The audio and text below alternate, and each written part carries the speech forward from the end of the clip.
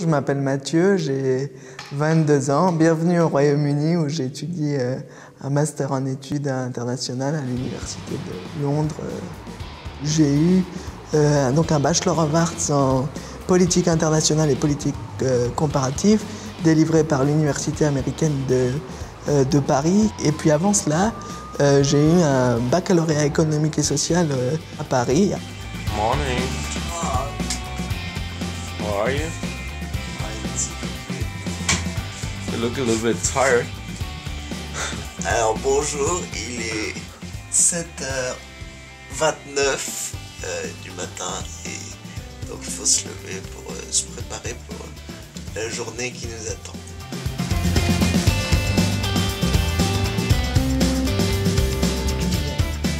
Mon handicap, c'est une paralysie cérébrale. Ça provoque dans mon cas des problèmes moteurs. Après, ça provoque des troubles cognitifs. Vous ne le voyez pas forcément là parce que j'arrive à m'exprimer, mais tout ce qui peut aller de... les mathématiques, c'est pas forcément évident. La construction de phrases, comment on construit des idées chez moi, ça peut être différent. Hey Timo, what's going on? Ça va bien, le français, bien. Now I'm preparing the breakfast and... Et donc il est 8h32.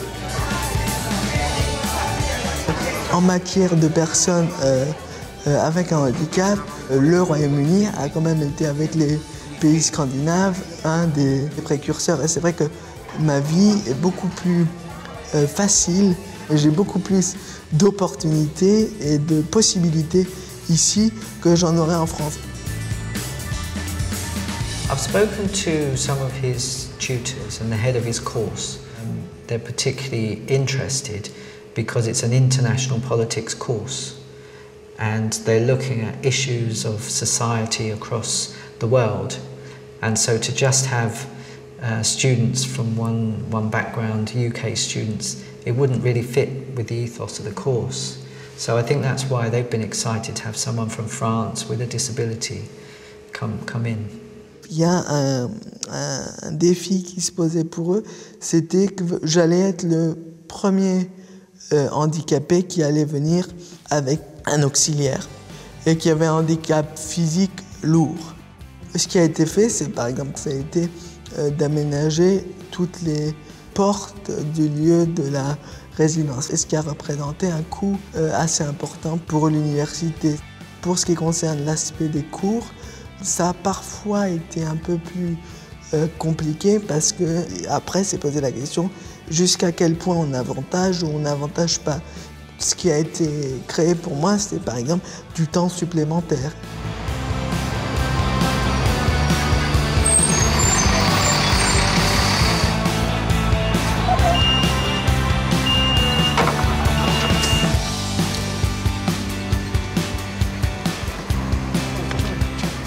Il est 22h36. Exactement, je ne peux pas vous donner les secondes.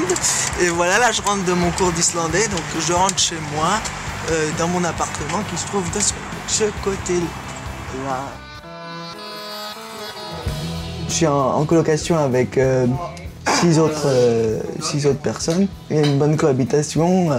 Et puis j'ai donc 2 assistants pour m'aider qui s'appellent André d'une part et Timo d'autre part, qui sont tous les deux allemands. Je pense que je suis changé, que j'ai gagné en indépendance en étant au Royaume-Uni, que je suis peut-être plus heureux au Royaume-Uni. Puis voilà, j'ai des projets pour essayer de faire ce que je peux pour aider les autres. Voilà, je me verrais bien travailler pour un gouvernement, que ce soit français, britannique ou un autre. Le conseil que je donnerais à une personne qui est en situation de handicap, ça peut être long et compliqué, mais il faut le faire parce que plus il y aura de personnes qui le feront, plus les démarches seront simplifiées. Et puis, si vous pouvez avoir le support de votre famille, de vos amis, c'est bien. C'est pour ça qu'il faut être gentil avec les gens. Et puis sinon, foncez, go ahead.